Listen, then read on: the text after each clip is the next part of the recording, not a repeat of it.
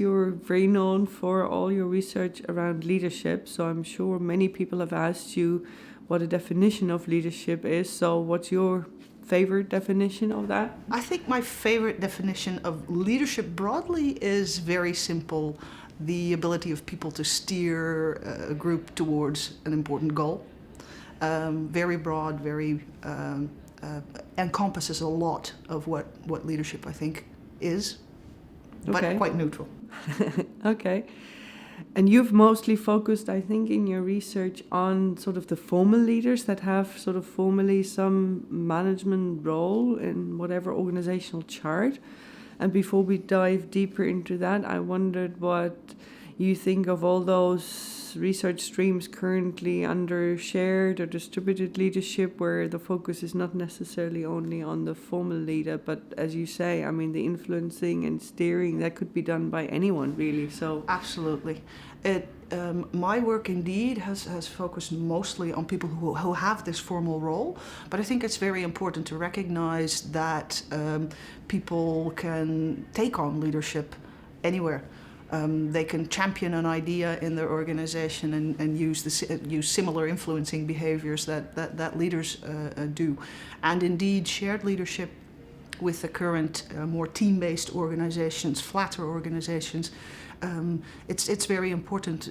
The leader is not always the person in charge anymore. It can also be the expert in a certain given area that is best to lead the group through a certain episode, as you will. So I think it fits the times that it becomes shared and maybe a bit more flexible who takes on this role. The only thing to safeguard, though, is that in the end, somebody has the formal responsibility. A lot of your work has been on ethical leadership. So yet again, what would be to you sort of the core aspects of something called ethical leadership? The core to me is that leaders use their power in what we call socially responsible ways, trying to take on board not only the moral rights and needs of your own group, but also thinking about what it might do to groups or individuals outside your own realm. So to really try to do as well as you can in that sense, because obviously you can never please the whole world with your decisions, but at least you can take into account that there are consequences beyond yourself.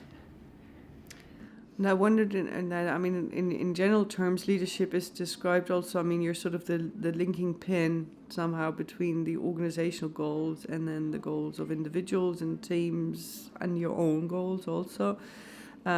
So where would you place ethical leadership in an organization where, I mean, the overall goals of the organization are maybe not all so ethical? Because, I mean, after all, I mean, business per se is not ethics, right? I mean, that's two different things and sometimes even potentially conflicting. And I'm not talking about the bad guys, but even just daily business, right? I mean, it's about laying off people. It's about changing skill sets and whatever that then, I mean, hurts people in the end. And in that sense could be considered unethical, even though it really fulfills proper, okay goals in that sense. Yes, no, I 100% agree. This is incredibly complicated and incredibly difficult. I do think that at least the consideration and the trying is important, and there are often ways to do a lot better than companies are doing now. I know that Unilever, for example, is now trying to have a huge sustainability program run from the top down, and that's just an example of how a lot of these corporations could do a little bit better for the planet. But the essence, and I think also the stressful nature of leadership in and of itself, is that it isn't always so easy, and that any decision you make will probably have an adverse effect on someone, on some place, somewhere. But to at least have considered the realm of options, to at least have chosen the options that do least harm, I think is something that we can ask of our leaders. And all too often it's only self-interest and only monetarily driven, and I think that we can do better than that. And that sort of brings us to sort of the other side of the research you've been doing, and whatever the dark side or the unethical leadership.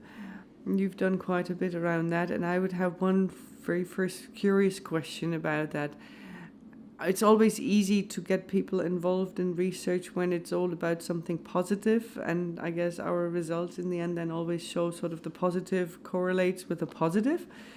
But how do you actually get people to respond to then surveys where obviously it's all about negative behaviors? I mean, you can then phrase them positively or whatever, but how do you do this? I mean, how do you sort of get to people admitting to the evil, if you will? Yeah, it's a very, very good question, and it's actually not easy indeed, because if we go to organizations and we go through the formal channels, we often have to work with works councils and get okays from management, and that is often harder the more negative questions that you ask, because there are things there that they'd rather not know. So what we often do with this type of research is use a little bit more convenient samples. So we go through our contacts and ask people to contribute to the research, knowing that we won't report it back to their organization. That already helps.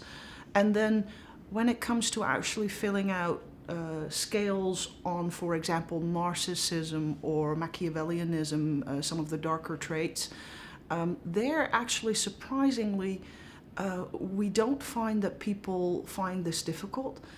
It's interestingly enough the case that these leaders don't see anything wrong with that. So a Machiavellian answers a question like, it's a dog-eat-dog world out of there. You have to be smarter than the other, because otherwise they're going to get you. And that's really the way they think. They see nothing wrong with this. So we get a sufficient variance on these scales. They're not necessarily overly sensitive to social desirability, in the sense that the people that score high on them will also fill out those scores. So once we actually have samples, the problem is over. But to actually get into organizations, hopefully now, with more attention for the dark side of leadership and for the problems that all of this entails, hopefully also some of the top of organizations will open up a little bit and start understanding that it is actually a good idea to get a little bit better idea of this in your organization, and to see what you can perhaps do about this, or how you can maybe at least contain negative effects. So hopefully the future will be a little bit brighter for dark side research. So I mean, they might even consider themselves ethical leaders, right? I mean, if it's all about competition and I'm good in competition, I'm actually doing something good, right? Exactly. So, yeah. Yes, they're doing the right thing in their own eyes. Right. You have also looked quite, at least to some extent, as much as possible in different contexts, and you actually started off, I think, your leadership career in the Globe project, partly, I think, which was all about different cultures. So if you generally could say a little bit about how, the good and the bad in leadership is related to, let's say, organizational context, cultural context, any other sort of external situations. Absolutely. The Globe project is a huge project in which we looked at culturally endorsed implicit leadership theories. So we all have an idea in our heads about what a good leader looks like, and what types of characteristics really do we think about. And what we found was that some of these characteristics were sort of universally found to be important and were shared, whereas others varied a lot across cultures. So some of the things that have to do with ethical, unethical leadership, like being very dictatorial, those types of very, very strongly negative wordings, antisocial, those types of things, a dictator, those types of things would be negatively valued all over the world. And then some would be positively valued all over the world. Things like honesty and integrity would be characteristics of a good leader everywhere around the world. But then a lot of things varied much more. So the extent to which one should be compassionate, that varied quite a bit across the world. But then to make it even more complicated, what you need to do very concretely to be seen as a compassionate leader or as an honest leader, that also varies a lot across cultures. So one of the examples is that in Mexico, we did interviews in many countries around the world, and the researchers in Mexico found that people reported their leaders, for example, going with them to the hospital if one of their family members was there, and to help them manage that process. Whereas in my country, the Netherlands, that would just be an invasion of privacy. There, to be compassionate is to maybe give somebody a little bit of a release in their duties, ask them how everything is once in a while, but that's about the extent of it. You wouldn't want your boss at the hospital with you. So what you do to be compassionate or whatever varies a lot across cultures as well. And in terms of sort of organizational context, I mean, if whatever people really do think, well, we really want to stand for corporate social responsibility. You mentioned Unilever. How can they really then push that through the organization if there's a few people that are really dedicated to that idea? Yes, the Globe study results did show that the immediate context, so the organizational culture, actually had an even stronger impact on what people valued in their leaders than the societal culture did. So it's there's hope there. We can influence a lot of what people are thinking, and there I think the strongest route will come from the top and then down.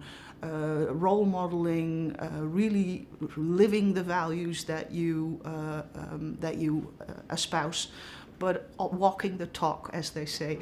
So I don't think it's possible to make a change like that unless you have a very dedicated top team that puts these things in place, that models it, but that also tries to set then the management practices to point in the same direction. So if you're on the one hand saying we want ethical, social responsible, and at the same time you're rewarding the strongest competitive behaviors, you're probably not sending the right signal. So it's a little bit about the behavior of the top leaders themselves, but also a lot about what do they reward and what signals are they really sending to their employees. And so when I'm a young person going into management positions, then the main advice you would give is actually select the right organization more than maybe trying to push for this yourself in a way. Is that it then? I think you can do a lot in your locale, and in some cases the top might listen. But I think having a bit of a sense of fit, of knowing that the organization and yourself share a certain core values will make it a hell of a lot easier to have the positive effect that you want to have and to be able to do those things that you want to do. And it will just feel much more at home. If you sort of summarize your insights from many years of research into leadership, and you had only space for 3 sentences, if that's possible, what are those? I mean, what should people take from all this research? For me, the work on visionary, inspirational, transformational forms of leadership has really shown that leadership is a very powerful way of helping people understand the incredible importance of what they're doing and the meaning in their work. Yet at the same time, we do need these leaders to have a strong moral, ethical core, because otherwise they can as easily, as strongly lead us in the wrong direction. So I think for me that those types of those are the two insights that have been most important, and I would like to try to help organizations find ways of helping leaders to be able to do this as well. That leads to my last question, which is sort of the future, where you see you want to go yourself with your research, and where would you sort of want to take people with you? I mean, in terms of what's the research that needs to be done? Well, I think as organizational psychologists, we have a unique element that we have, which is that we can make these links between the individual and the group, the individual and the system, the organization and its influences on the individual, but also vice versa. So I really think that we should leverage that unique knowledge that we have and use it in this type of field. So for me, one of the very important things is to start understanding better how we can help leaders make those more ethical choices, and how we can help organizations maybe weed out the leaders that really are not going to do that and who really are only driven by self-interest. So what are the control systems that maybe should be in place? What kind of HR practices can you develop? What types of messages should the top be sending, and how can they really translate this in good ways? And I think we've only scratched the surface of that, to be honest. So I think that will be a very interesting and important area of research for myself, but hopefully also for many others. Maybe one very last question then. I mean, when you say weed out the bad ones, I mean, there is measures for narcissism and for Machiavellism and for, I mean, basically just looking at people's values. Is that then the advice? I mean, that people should use those sort of instruments actually as selection? So if you're high on that, that's it. You won't be a member of our organization. The problem, though, is it's a question of balance, because think of people who are totally non-narcissistic, who are very insecure, who you blow at them and they fall over. It's very hard for them to rise to the organizational top as well. So it's all a matter of balance. I think people will need a little bit of the drive of wanting to influence others like a Machiavellian, or a little bit of the confidence of a narcissist. But it's got to be, it's got to stop at a certain level. And I think it's therefore hard to weed it out completely with selection. And it's probably also not necessary. I see some role for selection, but mostly I think that we need to do more in terms of the organizational systems that we set up to make people succeed doing the right thing and fail if they don't. Okay, no, that's interesting, because in my university we have this, obviously professors are sort of notorious for being narcissists, so we have now the question, should we do something to measure these traits, or what do we do? So thank you very much. Thank you.